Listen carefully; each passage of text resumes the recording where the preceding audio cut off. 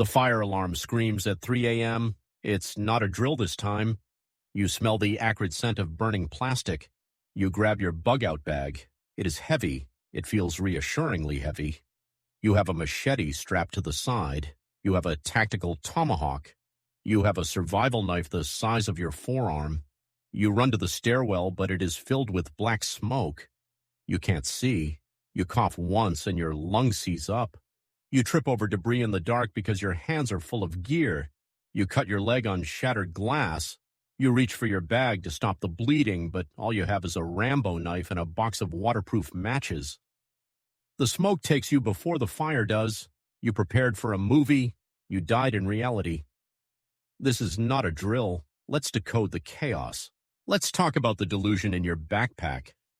When most people pack a survival bag, they are not packing for reality. They are packing for a fantasy.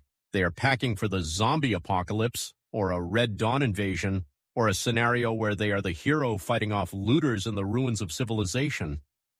This is the psychology of the prepper fantasy. It is a dangerous byproduct of normalcy bias. You buy the giant combat knife because it makes you feel powerful. It gives you a sense of control.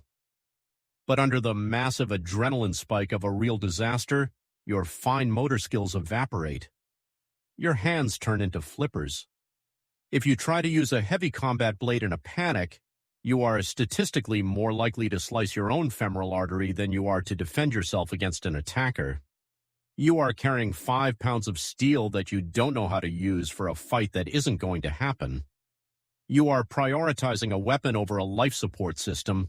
You need to kill the hero fantasy before it kills you. Now we look at the anatomy of the collapse. We need to identify the actual enemies. In a structural failure, a hurricane, or an urban fire, the enemy is not a bad guy with a gun. The enemy is physics and biology. The first killer is exsanguination, bleeding out. When a building shakes or windows blow out, the environment turns into a blender of glass and twisted metal. An arterial bleed will kill you in 3 minutes. The second killer is asphyxiation. In an urban fire, the smoke is toxic. It blinds you and shuts down your respiratory system long before the flames get close. The third killer is biology.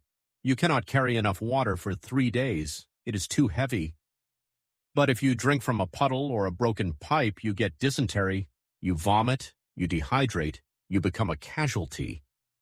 These are the systems that fail. The grid goes down, the pumps stop, the water becomes poison, and the air turns solid. Your tomahawk solves none of these problems. Here is the tactical solution. We are going to conduct a ruthless audit of your gear, dump the bag on the floor, take the Rambo knife and throw it in the trash, replace it with a small multi-tool. That is all you need to cut a wire or open a can. Now we fill the void with 5 items that actually buy you time. Item number 1 is a tourniquet, a genuine C.A.T. Gen 7, not a belt, not a piece of rope, a clinical tourniquet. You need to be able to apply it to your own arm or leg with one hand in 30 seconds. This stops the red flow. This buys you a future. Item number 2 is a smoke hood or a high-quality N95 mask.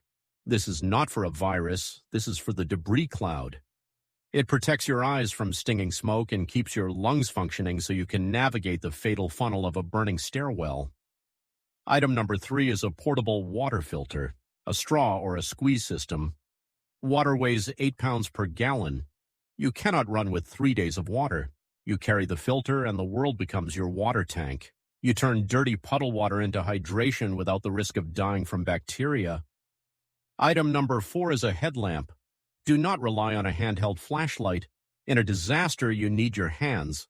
You need to climb ladders, move debris, or apply that tourniquet. If one hand is holding a light, you are operating at 50% efficiency. Strap the light to your head. Conquer the dark. Item number 5 is power and intelligence. A 10,000 milliamp power bank and a phone loaded with offline maps. When the cell towers get overloaded and the signal dies, the GPS satellites still orbit.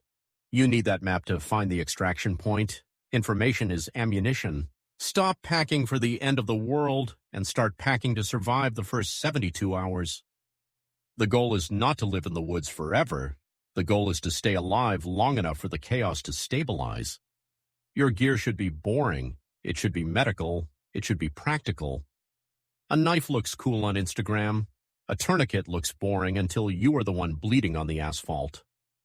Knowledge weighs nothing. Ignorance is heavy. Stay hidden. Stay ready.